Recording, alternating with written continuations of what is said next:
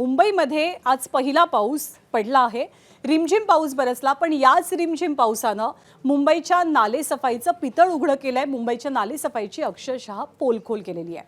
मुंबईचा अंधेरी सबवेचा परिसर, जिथे थोड्या पावसात सुद्धा लगेचच पाणी साचतं, त्या अंधेरी सबवेची सुद्धा आज थोड्याच पावसात तुंबई झाल्याचं चित्र पाहायला मिळालं।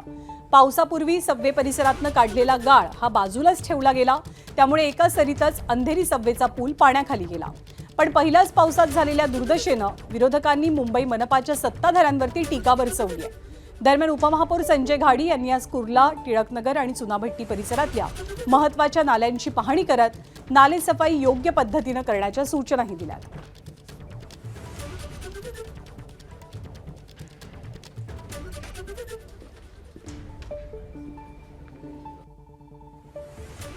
मिळालं अंधेरी सबवेचं, ते पाहता नालेसफाई झाली की नाही असा प्रश्न पडतोय। नाही झाली म्हणूनच तुंबलं ना। महापौर सांगतायत 85%, आमच्याकडे आहे ती 105% सांगतायत प्रशासन, उपमहापौर सांगतायत 70च्या खाली, ॲक्च्युअल प्रशासन म्हणतो 45 ते 50च।